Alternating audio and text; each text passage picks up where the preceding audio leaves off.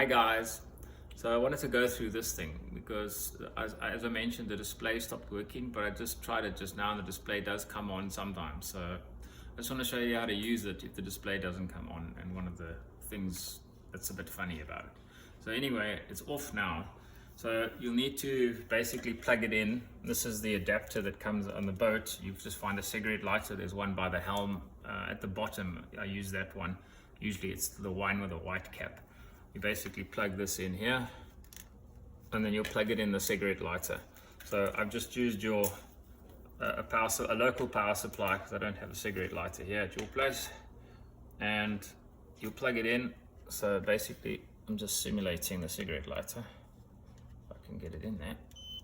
So it'll come on straight away. Oh, its display's working, and there it goes. So I don't know what's going on, but it's basically searching for network. And then because we're not on the boat, it doesn't find it. You see the display comes and goes. You need to press the cancel button. So maybe I can keep the display going so you can see what happens in the background when the display is not there. So you just cancel it. When you're on the boat and you switched on the navigation and communications, the autopilot will come on, and then it will actually connect to that unit. So it will then not beep like it just has, all right? So once it's connected, then you can basically use the pilot. You'll press the pilot button next. So after it's switching on, you're going to press the pilot button, and then you can use the standby button. So pilot button first and then standby, and that'll connect it to your head controller, and then you'll be able to basically use this like your head controller. So you can walk around with it and it can charge up, and then you can either put in pilot, which is the same as auto on the head controller, and standby. So if you're in pilot, there it's just no pilot, but then you've got the left and right arrows. So all you have to do is, if you want to go port 1 degree, you're going to press that once or twice, or how many degrees you want. If you want to go starboard, again, same that way, once or twice that way. If you want to go 10 degrees, you press and hold it, and it will go 10 degrees to either port, or in this case starboard, or port. All right. When you're finished sailing or whatever the case is, if you just switch off the navcom, this thing won't be able to connect again. It'll see that and it'll stop beeping again. So what I usually do is I unplug it from the power,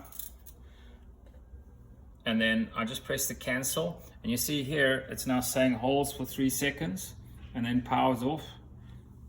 That's what I usually do, and then it stays off.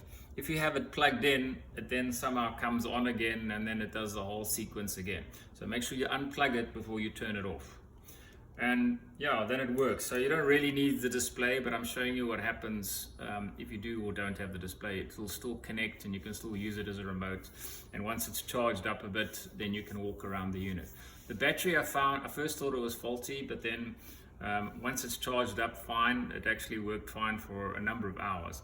So I saw the battery, you can buy it on Amazon, but this one seems to be all right. Just leave it on charge for a bit, like when you get on the boat.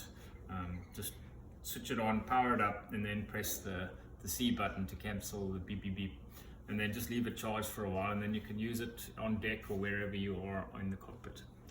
All right, hope you have fun, guys. Enjoy.